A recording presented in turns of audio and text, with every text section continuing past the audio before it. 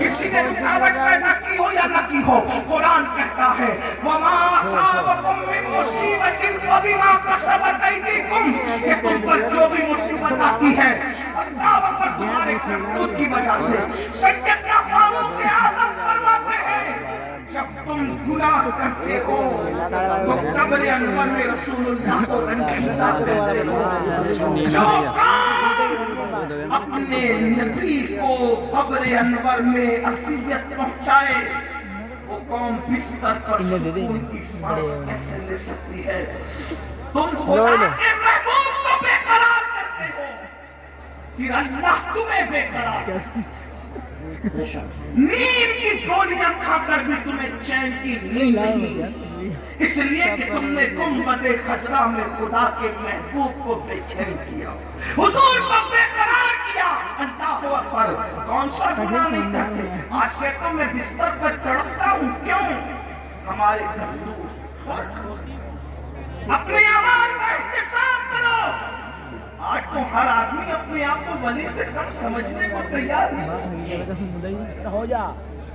اگر اللہ کا انعام ہو تو سمجھتے ہیں کہ ہمارے اعمال کی وجہ سے بندے اپنے اعمال کی اوقات اور حیثیت کیا ہے۔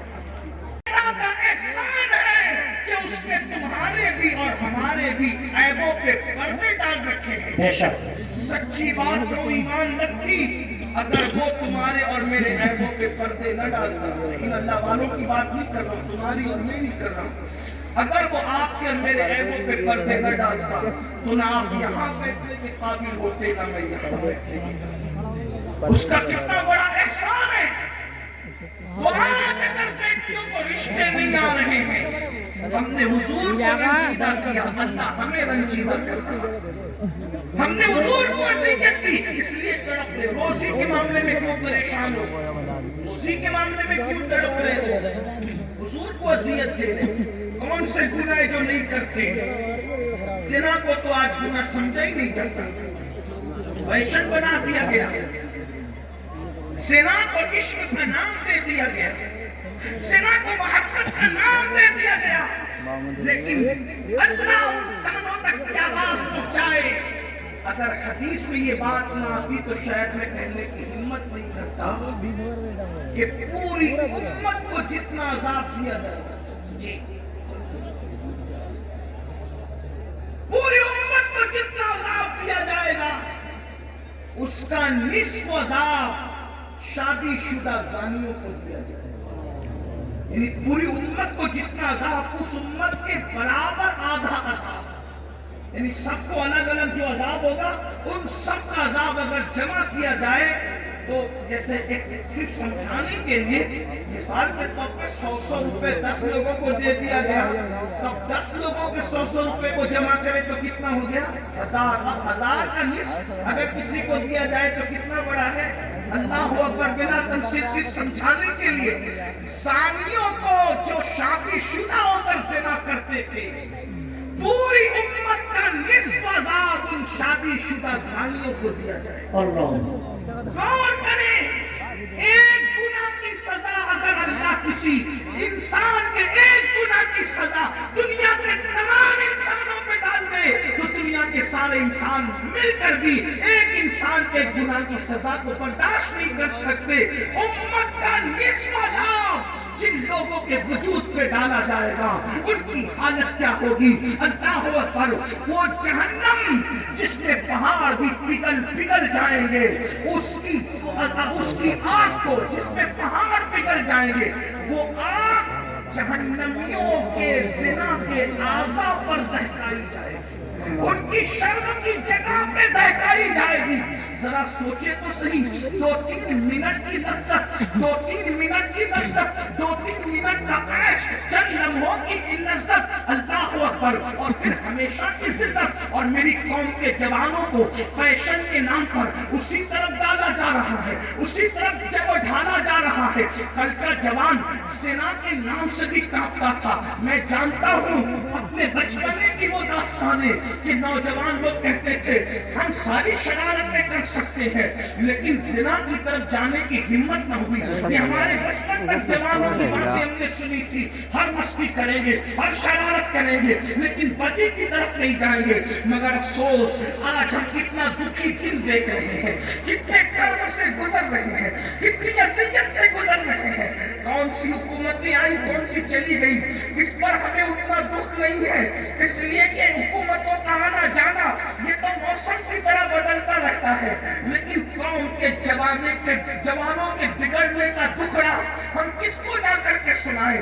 حکومتیں تو چند سالوں میں بدلتی ہے, لیکن جب قوم کا ایک جوان بگڑ جاتا ہے تو 3 پشتوں تک اصلاح کی امید نہیں کی جا سکتی. جس قوم کے 16 17 سال کی عمر کے لڑکے زنا میں ڈوب جائیں, اس قوم کا مستقبل کیا ہوگا, اس قوم کی کیفیت کیا ہوگی. اللہ اکبر, ہمیں بہت بڑی ذمہ داری سونپی گئی ہے.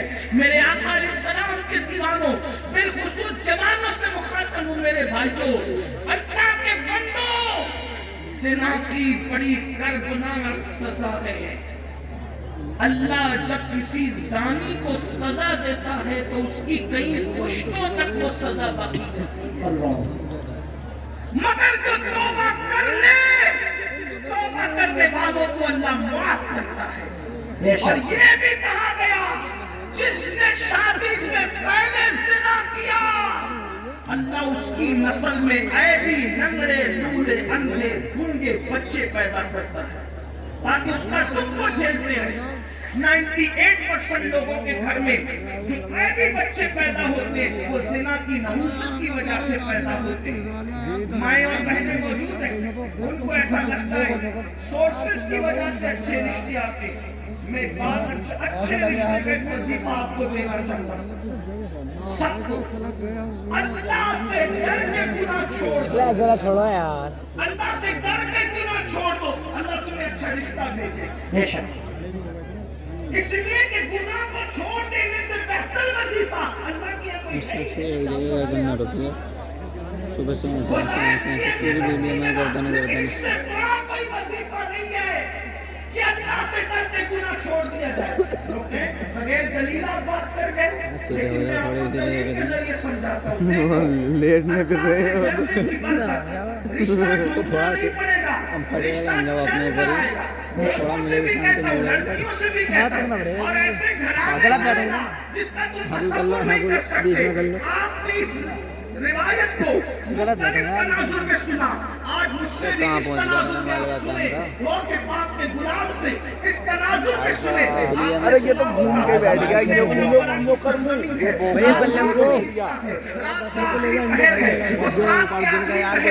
ایک بوڑھی کی کپ کپ کی آواز نکلتی ہے, بیٹی جلدی سے دودھ میں پانی ملا دو. تو جوان آواز کیا آتی ہے, امی جان کیا آپ نے نہیں سنا آپ ہی ہو جائے کہ دودھ میں پانی ملا کر کے نہیں بیچا جائے کیونکہ یہ جرم ہے, یہ دھوکہ ہے, یہ فریب ہے, اس لیے میں دودھ میں پانی نہیں ملا سکتی. تو بڑھاپے کی کپکپی والی آواز آئی, بیٹی امیر المومنین تو سو رہا ہوگا, اس کو کیا خبر کہ ہم دودھ میں پانی ملا رہے ہیں.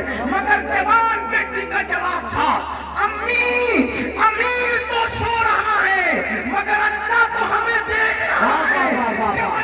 دیکھ رہا ہے, امیر کے خوف سے دودھ میں پانی نہیں ملاتے اور اللہ دیکھ رہا ہے ہم دودھ میں پانی ملا دیں, یہ کیسے ہو سکتا ہے. دیکھو اس لڑکی ابھی اس کو رشتہ نہیں آیا تھا مگر اس کے دل میں اللہ کا خوف تھا, اللہ کی خشیت تھی. خدا کا کرنا, امیر المومنین, غیث المنافقین, امام المجاہدین, جانشین رسول سیدنا عمر بن خطاب رات کی تاریکی میں مدینے کی گلیوں میں گھوم رہے تھے تاکہ رعایا کا حال دیکھے. جیسے ہی کانوں میں آواز ٹکرائی خوش ہو گئے کہ میری رعایا میں ایسی بچیاں بھی موجود ہیں جو رات کی تاریکی میں بھی اللہ سے ڈرتی ہے.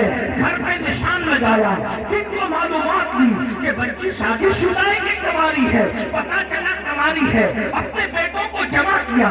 جمع کرنے کے بعد کہا میں بوڑھا ہو گیا ہوں, اب شادی نہیں کر سکتا, بتاؤ تم میں کون اس لڑکے سے شادی کرے گا. ایک بیٹے نے کہا میں کروں گا. اللہ اکبر, اللہ اکبر. کل تک جس کے گھر کوئی رشتہ نہیں آ رہا تھا, یہ خوف خدا سے, گناہ سے بچنے کی برکت ہے کہ اللہ اکبر سینکڑوں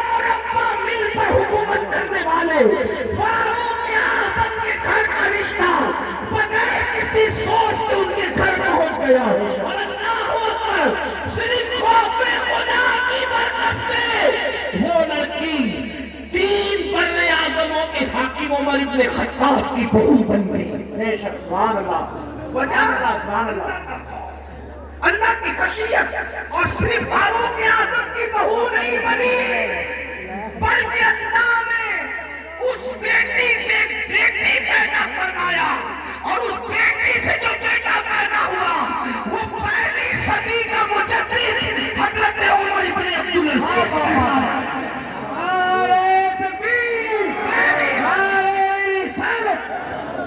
پہلی صدی کے مجدد کی نانی بھی بن گئی. عمر ابن خطاب کی بہو بنی اور دوسرے عمر کی نانی بنی جسے ثانی عمر کہلایا جاتا ہے. اللہ